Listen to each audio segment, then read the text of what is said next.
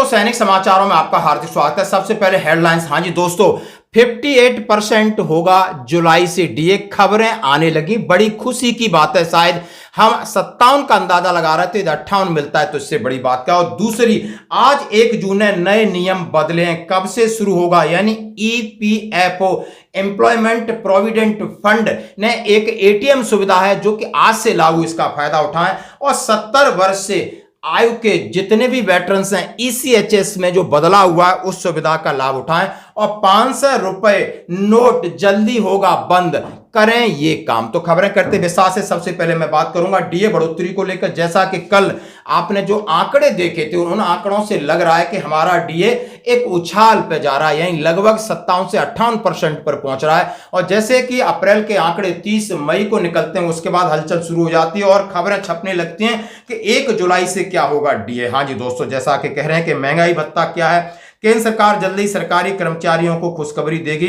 1.2 करोड़ कर्मचारियों पेंशन भोगियों को लाभ मिलेगा। जुलाई 2025 में महंगाई भत्ते में बढ़ोतरी की संभावना है। जुलाई से दिसंबर के लिए महंगाई भत्ता अब 2 नहीं 3% बढ़ सकता है और यह 57 की जगह 58% होगा और इसका लाभ 1 जुलाई से होगा सभी केंद्रीय कर्मचारी और पेंशनर्स के लिए। खबर आपके सामने। महंगाई भत्ता सरकार द्वारा अपने कर्मचारियों पेंशनों को दिया जाता है। यह धनराशि मुद्रास्फीति के कारण होने वाली लागत के अनुसार इसका आकलन होता है। दोस्तों, कहा है कि सीपीआई-डब्ल्यू के आंकड़े इस बात के गवाह हैं कि जैसा कि हमने कल आपके सामने रखा था कि हाँ जी दोस्तों, इसी तरह कांस्टेंट महंगाई रहती है, थोड़ी सी 0.1 0.2 भी बढ़ती है तो आपका 58% डीए निश्चित है। जैसा कि मैं आज आपके सामने फिर रख रहा हूं कि यानी आपका जनवरी के बाद, यानी जनवरी में कितना बड़ा, फरवरी में कितना बड़ा, मार्च में कितना, अप्रैल में अभी लगा करके लगभग आप 57% के नजदीक पहुंच गए। सिर्फ और सिर्फ 0.50 की जरूरत है 58 में और ये 58 के लिए 2 महीने बाकी हैं और 58% आपका डी होगा। ये एक खबर। दूसरी खबर है ईसीएचएस के लिए। हाँ जी दोस्तों, इसका ध्यान से सुनना है। यदि आप ईसीएचएस के बेनिफिशियर्स हैं तो सीधी सीधी आपके लिए गाइडलाइन एक कर्नल साहब ने जारी किया है नई दिल्ली से। सबसे पहले कहा है कि 70 वर्ष से अधिक आयु के दिग्गजों के लिए महत्वपूर्ण सूचना। 70 वर्ष और उससे अधिक आयु के लाभार्थियों के लिए ईसीएचएस प्रावधान नीति दिशा निर्देशों के अनुसार इन लोगों को पॉली क्लिनिक जाने की आवश्यकता से छूट दी गई है।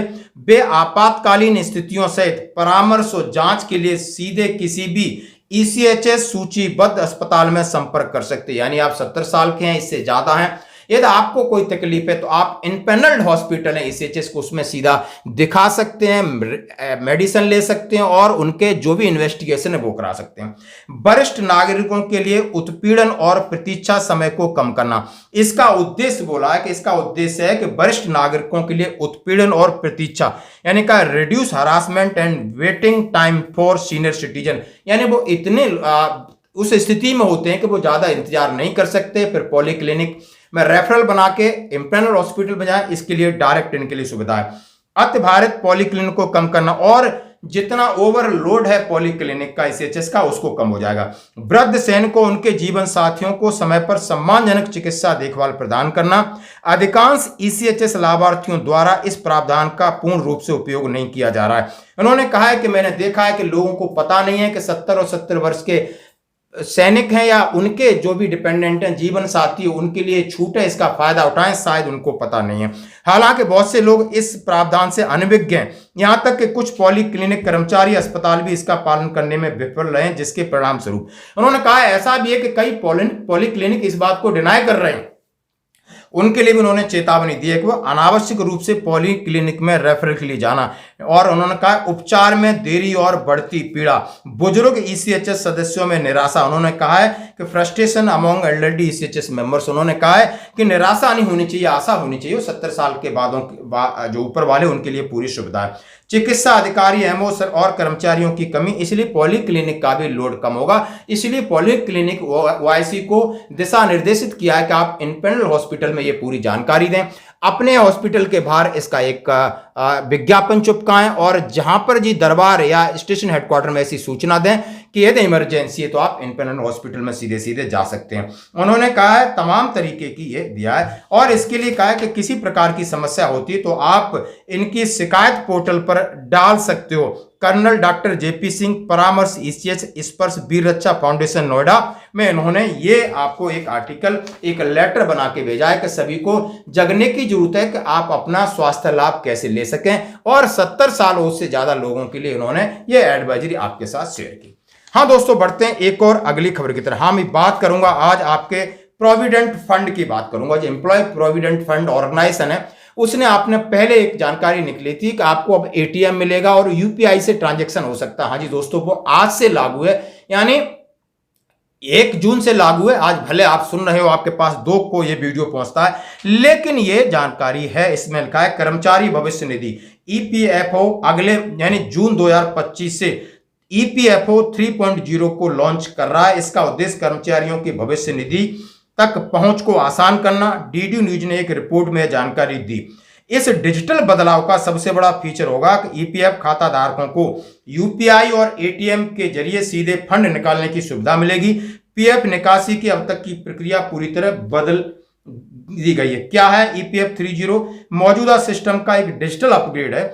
ईपीएफ फंड निकालने के लिए खाता धारकों को पोर्टल पर लॉगिन करके क्लेम जमा करना पड़ता है। इसकी प्रोसेस में कई दिन लग जाते हैं, फिर उसके लिए तमाम तरीके की सैंक्शन होती है, लेकिन अब उम्मीद है कि एटीएम और यूपीआई ऐप्स के जरिए पीएफ निकालने की अनुमति दी जाएगी। जैसा कि डिजिटल निकासी के फायदे, जानकारों के मुताबिक फीचर से अहम फायदे होंगे। पेपर वर्क खत्म होगा, लोगों का इंतजार नहीं करना पड़ेगा। लोगों के अंदर ये रहता है कि हमारे समय पर बच्चे की शादी है, मकान का काम है, फंड आएगा या नहीं आएगा, हम किसके भरोसे रहेंगे। लेकिन अभी उनका फंड का कंट्रोल उनके ऊपर खुद होगा और इस तरीके से एक डिजिटल ट्रांजैक्शन का बढ़ावा आएगा, और ये खबर 1 जून से लागू है। हाँ जी दोस्तों, बढ़ते हैं एक और अगली खबर की तरफ। बात करूंगा 500 रुपए के नोट रखने वालों के लिए बड़ी खबर। गृह मंत्रालय ने 500 रुपए के नोट को लेकर जारी किया अहम अलर्ट, जाने ताजा अपडेट। यानी एक वो कॉमन खबर है, यदि आप एक सर्विसमैन हो, कर्मचारी, तो आपको ध्यान रखना होगा 500 का नोट सिरदर्द बनता जा रहा है। यानी 37% करेंसी फेक चल रही है और कोई पकड़ भी नहीं पा रहा। 37% यानी जितने नोट उन्होंने सर्कुलेट किए हैं छापे, उससे लगभग 37% नोट चल रहे हैं। तो आप समझ सकते हो देश की अर्थव्यवस्था और पर कितना बड़ा प्रहार है, कितना बड़ी ये अटैक है, जिसको आप बोल सकते हो आप फाइनेंशियल एक अटैक है, जहां आपको कमजोर किया जा रहा है। इसी के तहत 500 रुपए के नोट रखने वालों के लिए गृह मंत्रालय को मिली खुफिया जानकारी के आधार पर बैंकों, वित्तीय नियामकों, जांच एजेंसियों को अलर्ट कर दिया गया है कि 500 रुपए के नकली नोटों की गुणवत्ता भी अच्छी बताई जा रही है। इन्हें असली नोटों से अलग करना मुश्किल है, लेकिन आप एक छोटी सी गलती से नोटिस करके इसे पकड़ सकते हो। यानी इतना है कि आम आदमी के बस की बात नहीं कि उसको समझ सके कि असली नोट कौन सा है और नकली नोट कौन सा है, और इसलिए इसके ऊपर बार बार बात की जा रही है कि यानी इसको बंद किया जाए। अब इन्होंने एक एडवाइजरी जारी की है, उन्होंने कहा है कि इसको कैसे पहचान करें। मंत्रालय ने कहा है कि नकली नोटों में रिजर्व बैंक ऑफ इंडिया लिखने में गलती है। मंत्रालय ने कहा नकली नोटों में रिजर्व बैंक ऑफ इंडिया लिखने में गलती है, असली नोटों में यह सही लिखा है। नकली नोटों में ई की जगह इस तरह ए लिखा होता है। यह गलती इतनी छोटी है कि आसानी से अनदेखी की जा सकती है। पहली नजर में शायद कोई इसे पकड़ पाए। गृह मंत्रालय ने इसे बेहद अहम अलर्ट बताया। राजस्व खुफिया निर्देशालय DRI, वित्तीय खुफिया इकाई FUI, केंद्रीय जांच ब्यूरो CBI, राष्ट्रीय जांच एजेंसी NIA, सेबी और बैंकों को इस बारे में जानकारी दे दी गई। संदिग्ध नोट के बारे में पुलिस या बैंक को सूचित करें। बाजार में कितने नकली नोट हैं? मंत्रालय ने कहा है कि एक बार नकली नोट बाजार में आ जाने के बाद उनकी संख्या का पता करना मुश्किल है। बैंकों में नकली नोट जमा करने वालों लोगों के आधार पर जानकारी मिलती है, लेकिन असल में नकली नोटों की संख्या इससे कहीं ज्यादा हो सकती है। नकली नोटों को रोकने के उपाय। सरकार ने संसद को बताया कि जाली नोटों को रोकने के लिए कई अहम कदम उठाए गए, लेकिन शायद ये पूरी तरह विफल रहे। ये कभी भी नोटबंदी हो सकती है, क्योंकि अब ये जरूरी है। दोस्तों, अब मैं आज की खबरों में इतना ही। बने रहिए हमारे साथ। धन्यवाद।